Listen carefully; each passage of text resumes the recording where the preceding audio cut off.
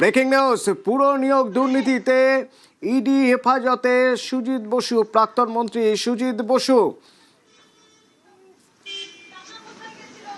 অনুপ আছে আমার সঙ্গে। অনুপ, গতকালই গ্রেপ্তার করা হয়েছে সুজিত বসুকে, কি আপডেট রয়েছে আমাদের কাছে? রাজ্যের প্রাক্তন দমকল মন্ত্রী সুজিত বসু, তাকে পৌর মামলায় তাকে গ্রেপ্তার করা হয়েছিল এবং এই ক্ষেত্রে তাকে ইডি হেফাজতের আবেদন জানানো ছিল আদালতে পেশ করার পরবর্তী ক্ষেত্রে। ইতিমধ্যে ইডির পক্ষ থেকে 10 দিনের হেফাজতের আবেদন করা হয়েছিল আদালতে, প্যাংশন আদালতে। সেক্ষেত্রে ইডির পক্ষ থেকে সমস্ত কিছু শোনার পক্ষ থেকে বিচারক 10 দিনের ইডি হেফাজতের আবেদন দিয়েছে। 25/5/2026 পরবর্তী ডেট, এমনটাই বলা হচ্ছে। কারণ পৌর নিয়োগ যে দুর্নীতি মামলায়, সেক্ষেত্রে যখন আজকে তাকে আদালতে পেশ করা হয়, সেখানে প্রাক্তন দমকল মন্ত্রী সুজিত বসু তাকে কিন্তু এজলাসে আনা হয়েছিল এবং জিজ্ঞাসা করা হয়। মূলত ইডির পক্ষ থেকে দাবি করা হয় 10 দিনের ইডি হেফাজত প্রয়োজন, তার কারণ তাকে জিজ্ঞাসাবাদ অত্যন্ত প্রয়োজন এই তদন্ত মামলা এগোনোর ক্ষেত্রে।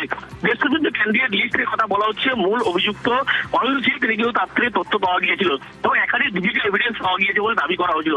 এবং তিনি যদিও বর্তমানে বিধায়ক না থাকলেও তিনি এখনো প্রভাবশালী নেতা, এমনটাই জানানো হয়। জামিন পেলে কিন্তু এই এভিডেন্স তিনি নষ্ট করতে পারে, ইডির আইনজীবীর পক্ষ থেকে দাবি করা হয়। কিন্তু সুজিত বসুর আইনজীবীর পক্ষ থেকে বারবার জামিনের আবেদন করা হয়েছিল।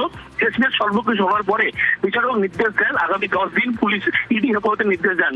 25/6/2026 পর্যন্ত ইডি হেফাজত সুজিত বসুর। কারণ পৌর নিয়োগ দুর্নীতি মামলায় তাকে গ্রেপ্তার করার পরে আদালতে পেশ করার পরবর্তী ক্ষেত্রে বিচারকের পক্ষ থেকে আজকে নির্দেশ দেয় 10 দিনের ইডি হেফাজত।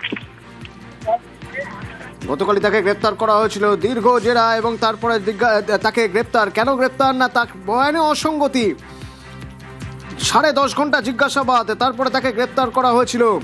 তার ইডি হেফাজত 21 তারিখ পর্যন্ত, তার ইডি হেফাজত মেডিকেল পরীক্ষার পর আজ আদালতে পেশ করা হয় এবং তারপর ইডি হেফাজত সুজিত বসুর। 2022 সালে এই পুরো নিয়োগ দুর্নীতির সামনে এসেছিল।